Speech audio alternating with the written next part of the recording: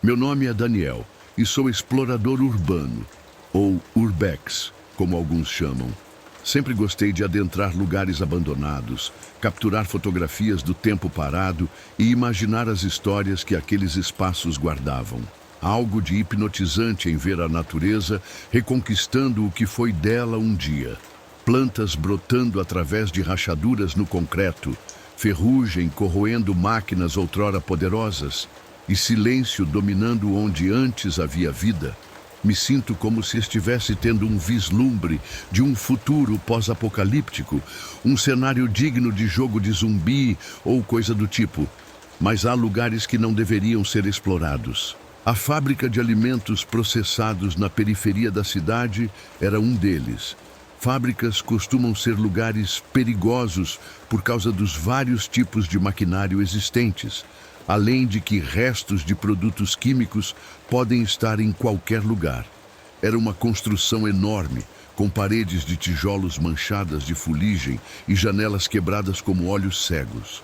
A placa enferrujada na entrada ainda trazia o nome da empresa.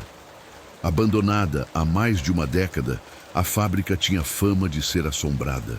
Claro, eu nunca levei essas histórias a sério. Para mim eram apenas lendas urbanas, criadas para afastar curiosos e crianças que adoram fazer o que eu faço. Até que decidi entrar. Era uma tarde cinzenta, com nuvens pesadas ameaçando chuva, meu clima preferido para as explorações. Aumenta a tensão no ar.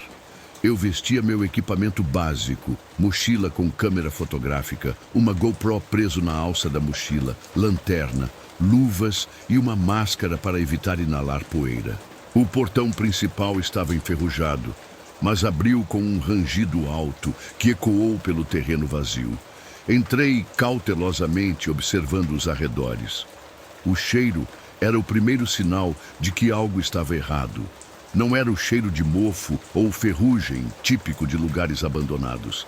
Era algo mais orgânico. Um odor ácido, quase metálico, que lembrava carne estragada.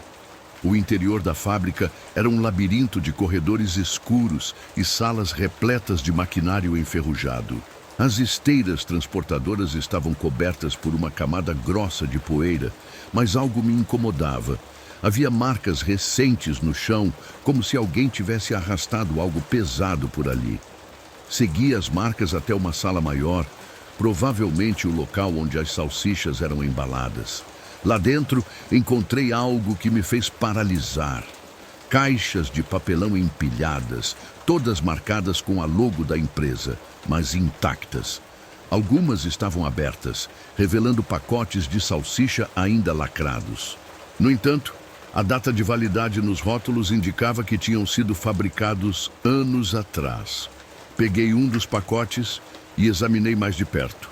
O plástico estava levemente amarelado, mas parecia selado. Abri um deles com cuidado. Dentro havia algo que não parecia salsicha. Era uma substância escura, viscosa, que exalava o mesmo cheiro nauseante que eu havia sentido ao entrar. Provavelmente os 10 anos largado no calor não fizeram bem para as salsichas. De repente, ouvi um som. Passos, lentos, arrastados, vindos de algum lugar mais fundo na fábrica. Congelei, tentando identificar a direção.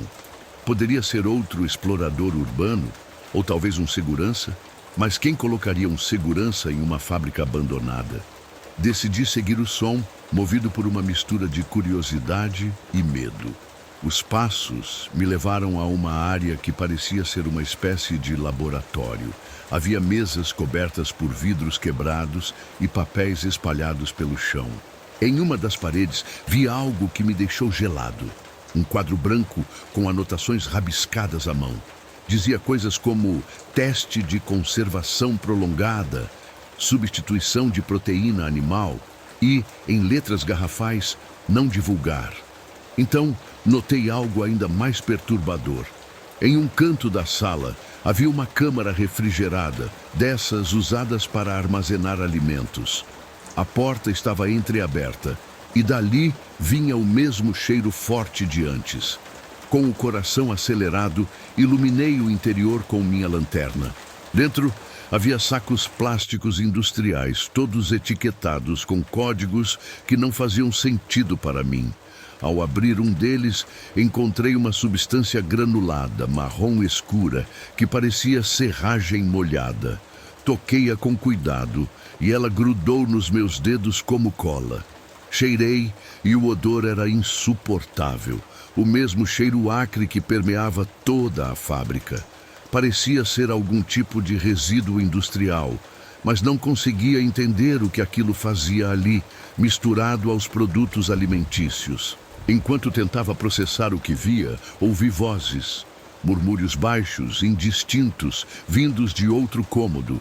Corri para a saída, mas me perdi no labirinto de corredores, batia contra portas trancadas, algumas imundas e enferrujadas, e outras que pareciam até novas e limpas, considerando o tempo que a fábrica estava fechada, o que para mim não fazia sentido. Cada porta que abria parecia levar a mais escuridão e mais horrores. Em uma delas, encontrei uma sala cheia de uniformes industriais pendurados, todos manchados de vermelho escuro. Em outra, uma mesa com pratos sujos, como se alguém tivesse acabado de comer. Finalmente, encontrei uma escada que levava ao térreo. Desci correndo, tropeçando nos degraus, e consegui chegar ao saguão principal. Antes de sair, olhei para trás pela última vez. E lá, nas sombras do corredor, vi uma figura alta e magra, vestida com um jaleco branco. Seu rosto estava escondido sob um capuz, segurando algo que parecia uma prancheta em uma mão e uma barra de ferro na outra. Saí correndo para o lado de fora, sem olhar para trás. Quando finalmente parei, já estava a quilômetros de distância, tremendo tanto que mal conseguia segurar o volante do carro. Mais tarde, descobri o que realmente aconteceu naquela fábrica. Após algumas pesquisas em jornais antigos e registros públicos, encontrei relatórios sobre experimentos ilegais realizados pela empresa. Eles estavam tentando criar um substituto barato para a carne animal, usando resíduos industriais, produtos químicos tóxicos e sei lá mais o quê. Funcionários relataram problemas de saúde graves após consumir alimentos contaminados durante os testes internos, mas foram silenciados com ameaças ou demissões. Quando as autoridades começaram a investigar, os proprietários fugiram, deixando tudo para trás. Mas o pior de tudo foi saber que alguns dos produtos fabricados naquele lugar foram distribuídos antes do fechamento. Quantas vezes eu havia consumido algo daquela marca sem saber o que realmente havia dentro da embalagem? E aquele homem de jaleco, o que estava fazendo lá? Será que ainda tem gente tentando usar aquela fábrica escondido? Se gostou, curta e se inscreva no canal para receber mais histórias de terror.